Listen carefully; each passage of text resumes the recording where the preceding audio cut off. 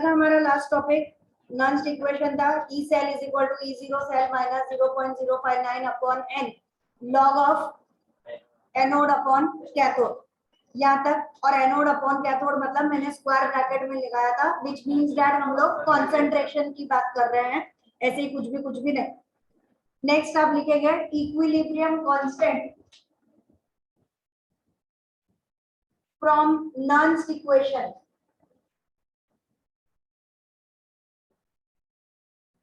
Equilibrium constant from Nernst equation.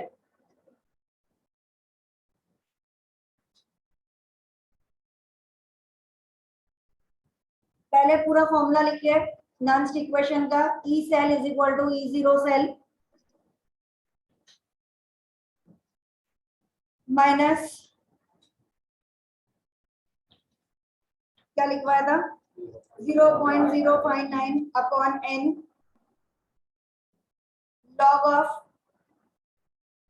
Anode upon cathode.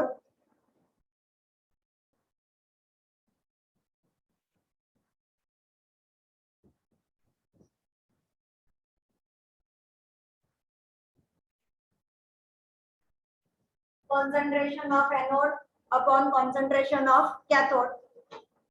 अब हमें word दिया है इक्विलिब्रियम, तो वहां पर लिखिए एट इक्विलिब्रियम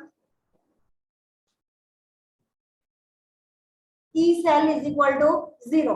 इक्विलिब्रियम में जा चुका है मतलब पोटेंशियल डिफरेंस कोई नहीं रहा, तो at equilibrium E cell is equal to 0। अब ये वाला पार्ट अगर 0 हो चुका तो बाकी पूरे को उधर भेज दीजिए। हमारे पास बचेगा E zero cell is equal to 0.059 upon n log of concentration of anode upon concentration of cathode।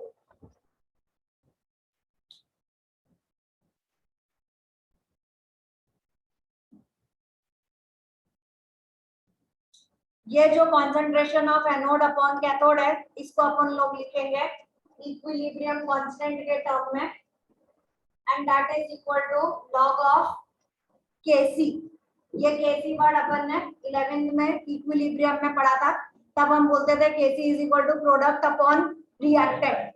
उस टर्म में अपन कॉन्सेंट्रेशन के टर्म्स में लेते थे। अभी यहाँ पर अपन लिखेंगे एनोड अपॉन कैथोड की जगह हमारे पास फॉर्मूला रहेगा, सिंबल आ जाएगा log of Kc where Kc is equilibrium constant।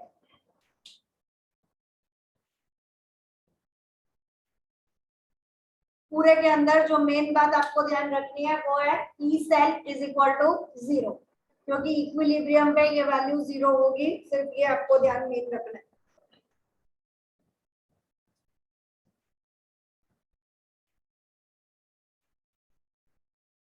अपन लोग न्यूमेरिकल में हमेशा यही फॉर्मूला यूज करते हैं, इसीलिए मैंने यही लिखवाया और यही करा।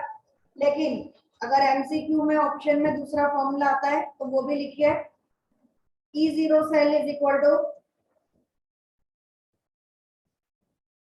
2.303 RT 2.303 RT upon NF log of Kc।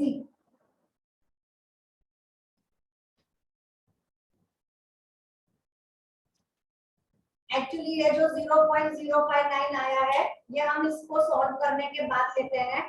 2.303 हो गया, R मतलब गैस कांस्टेंट हो गया, टेम्परेचर कितना लोगे बोलिए 293 क्यों 27, तो हम लोग नॉर्मल लेते हैं तो 300 लेकर या 293 लेकर 293 या 300 लेकर हम इसे सॉल्व करते हैं। और F की वैल्यू ये नहीं पता, this F is Faraday's constant which is 96500 coulomb, तो ये फैराडेज कांस्टेंट होता है। ये सब सॉल्व करके हम लोगों ने ये वाला लिया हुआ है, तो डेफिनेटली न्यूमेरिकल में छोटा याद करना ज्यादा अच्छा है 0.059, ना कि ये पूरे की वैल्यू सॉल्व करना बार बार। ये सिर्फ इसलिए कि अगर टिक मार्क करने को आ जाए डायरेक्ट फॉर्मूला तो पता हो कि हाँ ये भी फॉर्मूला होता है। इससे पहले वाले में भी ये वाला एप्लीकेबल है, ऐसा नहीं कि बोले आपने अभी बताया, जहाँ पे 0.059 लिखा है वो ये पूरे वाले की वैल्यू सॉल्व कर कर ही लिखा है। नेक्स्ट लाइन में लिखिए, larger is the value of KC,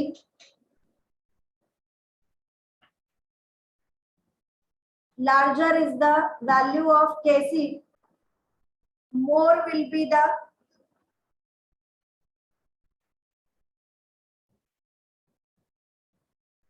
extent of the reaction, मतलब ज्यादा देर तक, लंबे समय तक चलेगी। larger will be the या more will be the extent of the reaction. Next, Gibbs energy,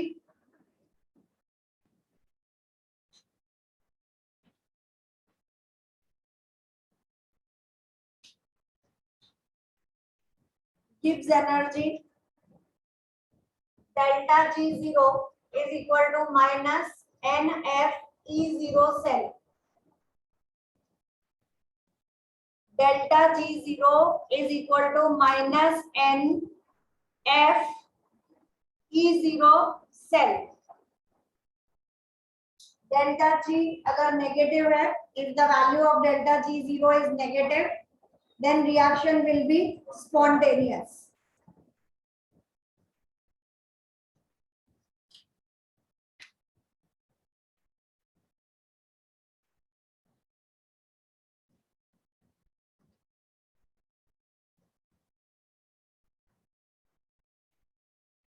उसके अलावा formula delta G0 is equal to minus 2.303 RT log of Kc,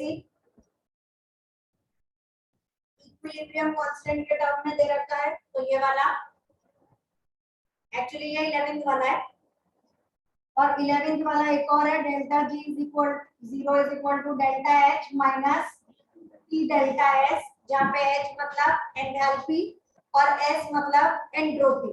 तो ये 11th वाले हैं, बाई चांस कहीं काम में आ जाए तो अपने लिए लिख लीजिए, safer side.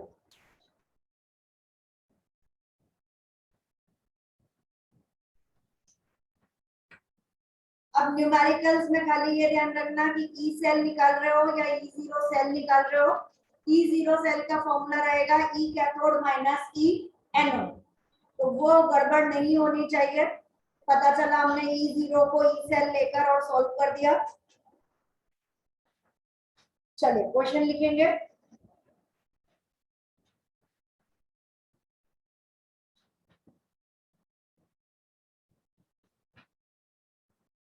Calculate the maximum work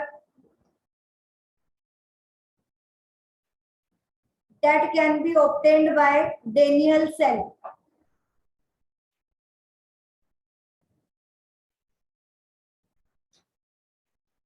That can be obtained by Daniell cell.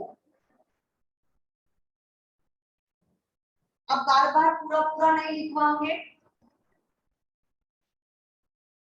हमेशा आपको जब भी बोला जाएगा कि E0 ऑफ जिंक, अगर मैं बोल रही हूँ तो कैसा लिखोगे?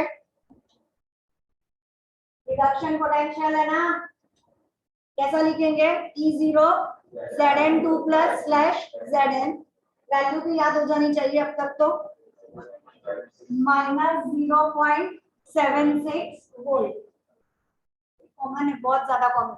उसके बाद E0 कॉपर के लिए है Cu2 प्लस Cu, जब भी अगर अपन ऐसा बोले कि E0 ऑफ जिंक, तो वो बाय डिफॉल्ट Zn2 प्लस और Zn चलेगी, क्योंकि हम हमेशा रिडक्शन के वर्ड में आंसर देते हैं, और रिडक्शन का मतलब क्या होता है? लॉस या गेन? हाँ, गेन। तो डेफिनेटली Zn2 प्लस ने इलेक्ट्रॉन गेन करे, तो ये हमेशा रिडक्शन के टर्म में आंसर होगा, कभी भी Zn पहले और Zn2 प्लस बाद में नहीं लिखते। सिंबॉलिक फॉर्म में E0 यानी reduction potential of zinc is equal to इतना, reduction potential of copper is equal to 0.34 volt. लिख लीजिए।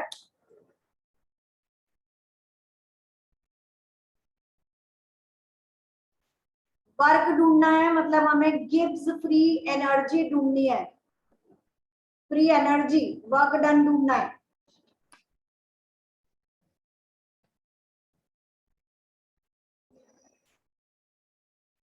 हमें पूरा सिस्टमैटिक मेथड चाहिए कि एनोड पे क्या हो रहा है, कैथोड पे क्या हो रहा है। एनोड पे क्या होता है, ऑक्सीडेशन, मतलब Zn जो है Zn2 प्लस प्लस 2 इलेक्ट्रॉन्स, और कैथोड पे Cu2 plus gains 2 electrons to form, change of electron जो है वो 2 हो रहा है, इसलिए n की वैल्यू रहेगी 2। ठीक है, अब जब हम E0 सेल ढूंढने जाएंगे तो इट इज E कैथोड, यहाँ पर E0 cathode minus E0 anode. Cathode वाला है 0.34 minus minus 0.76, it is 1.1 volt. इसके बाद आप फॉर्मूला लिखेंगे delta G 0 is equal to minus NFE0 cell minus 2 into 96500 into 1.1। आपका final answer is minus 212300 joule. चलिए next question. The zinc slash silver oxide cells, zinc slash silver oxide cells are used in hearing aids। ये आपका एक answer भी हो गया। Hearing aids, वो कान में सुनने वाली जो मशीन है, उसमें जो सेल लगते हैं, क्या वो जिंक और कॉपर वाले होते हैं? तो नहीं, आंसर है जिंक और सिल्वर ऑक्साइड वाले होते हैं। तो एक आंसर ये भी होता था आपका कि are used in hearing aids. Next line में लिखिए Zn gives Zn2 plus 2 electrons, Zn gives Zn2 plus 2 electrons। और दूसरा आप हाँ इसी के आगे लिखेंगे E0 is equal to minus 0.76 volt. ये पूरा Zn के लिए काम खत्म हो गया। उसके बाद सिल्वर के लिए लिखेंगे Ag2O plus H2O plus 2 electrons gives 2 Ag, ऊपर plus charge, plus 2 OH minus. Please ये 20H नहीं है, नहीं तो पता चला बोले मैम आपने गलत लिख दिया। It is 2 OH minus. आगे E0 is equal to 0.344 volt.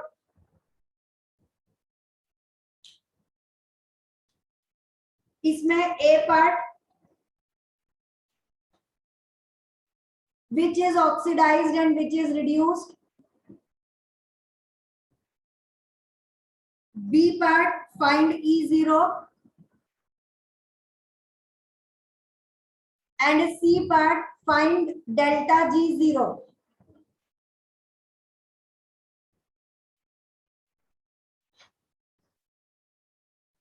First वाले के लिए ऑक्सीडेशन which is oxidized, तो जिंक इज ऑक्सीडाइज्ड और Ag2O it is reduced। ठीक है, एक काम खत्म हुआ। दूसरा आपसे बोला कैथोड और एनोड वाला पार्ट, तो E0 cell is equal to E cathode minus E anode. Value रखोगे आंसर आएगा 1.104 वोल्ट। कैथोड पे अपने को लेना है सिल्वर को यानी Ag2O वाले को, और एनोड पे हमें लेना है जिंक वाले की वैल्यू। उसके बाद में डेल्टा G0 ढूंढना था, तो this is equal to minus NFE0 cell, minus n की जगह 2 और F की जगह 96500 और E0 सेल की जगह 1.104।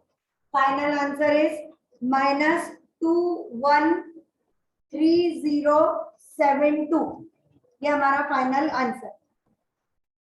चलिए next question. Delta G0 for a Daniell cell, Daniell बोले, वोल्टाइक बोले, इलेक्ट्रोकेमिकल बोले या फिर गैल्वेनिक बोले, सब एक की बात। तो delta G0 for Daniell cell is found to be -212.3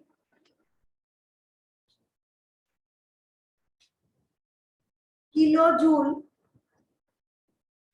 at 25 degree Celsius. Normal temperature हम यही लेके चलेंगे 25 डिग्री सेल्सियस, इसको केल्विन में बदलना आपका काम है। Full stop. Calculate equilibrium constant for this reaction.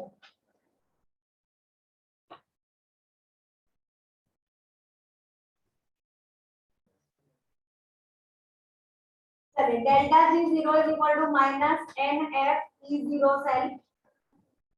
नहीं, अपने को तो Kc निकालना है।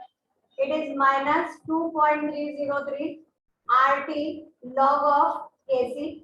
तो log Kc को यही रहने दीजिए। डेल्टा G0 की वैल्यू -212.3 किलोजूल है, मल्टीप्लाइड बाय 1000 या इनटू 10⁻³ अपॉन में -2.303।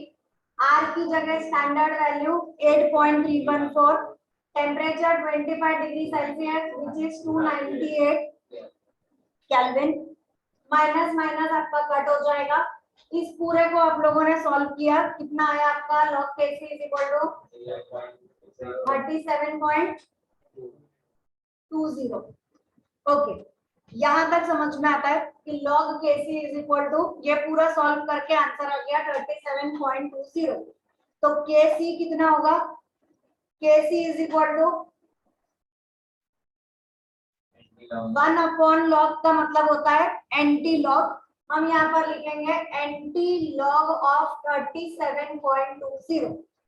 अब एंटी लॉग निकालने के लिए जो भी आपके पास में आगे नंबर है, जितना भी बड़ा नंबर हो, वो चाहे 108 हो, चाहे 135 हो, चाहे कोई भी नंबर हो, जो भी नंबर डेसिमल से पहले है उस नंबर को पावर में भेज दीजिए।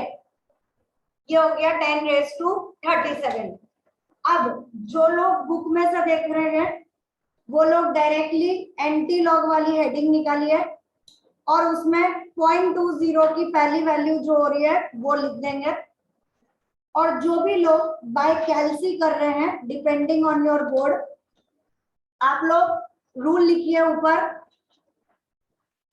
ऊपर लिख लीजिए मार्जिन लाइन में। पहले लॉग के लिए लिखवा रहे हो, फिर एंटी लॉग के लिए। तो लॉग के लिए आपका रूल होगा 15 times square root, then -1 and then multiplied by 14231। क्या करा अपन ने? जो भी आपके पास नंबर है उस नंबर को 15 टाइम्स अंडर रूट करेंगे, उसके बाद बिना इक्वल टू का बटन दबाए -1 करेंगे और बिना इक्वल टू का बटन दबाए मल्टीप्लाइड बाय 14231 करेंगे, तब हमारा फाइनल आंसर आ जाएगा।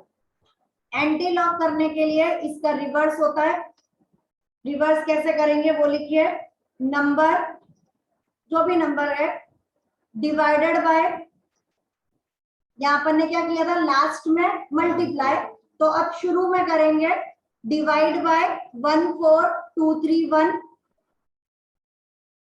वहां पर उससे पहले क्या करा था -1, अब यहाँ पर करेंगे +1।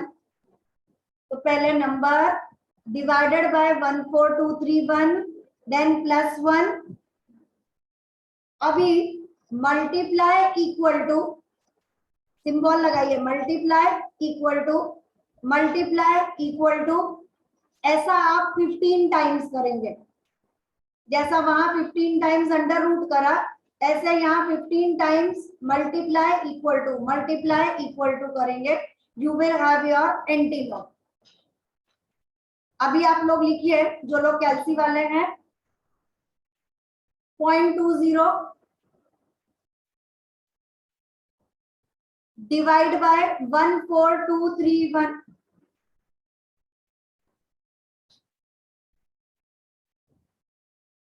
+1,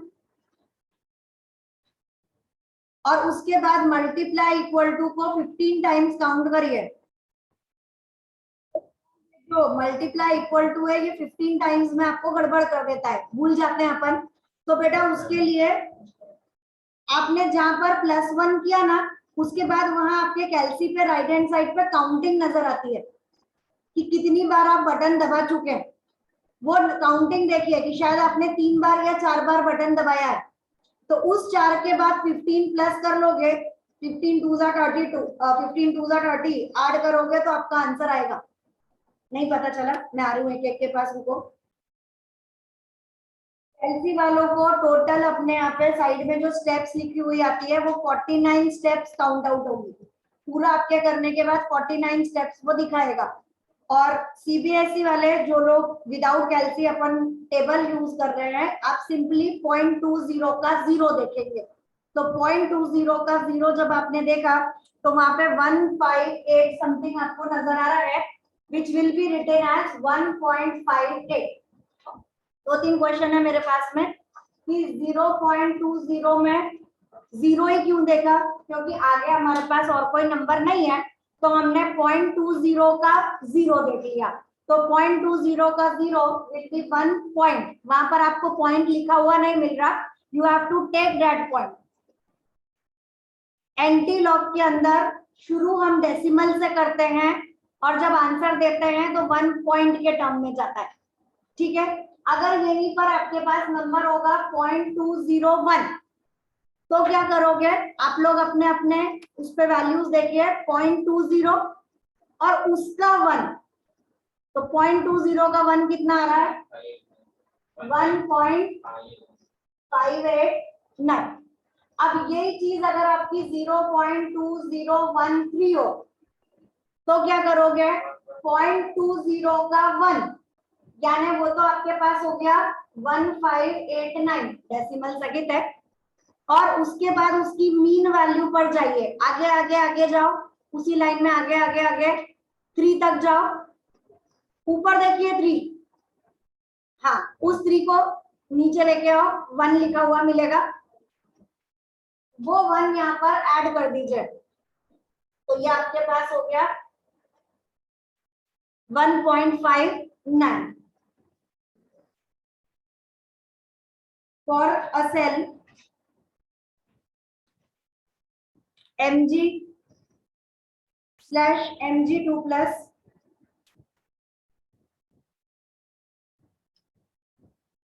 सॉल्ट ब्रिज का साइन यानी double line, Ag plus Ag के ऊपर plus charge /Ag,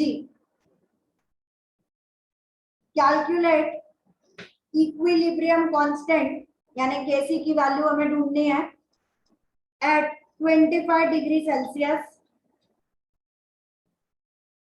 comma maximum work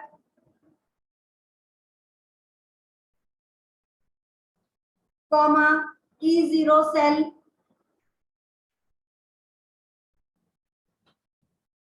full stop.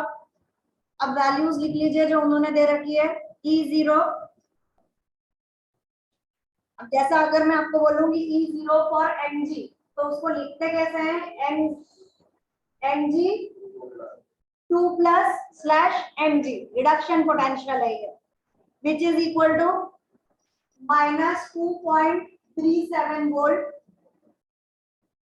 और E0 of Ag+/Ag is equal to 0.80 volt. पहले E0 ढूंढिए, फिर आगे बढ़िए।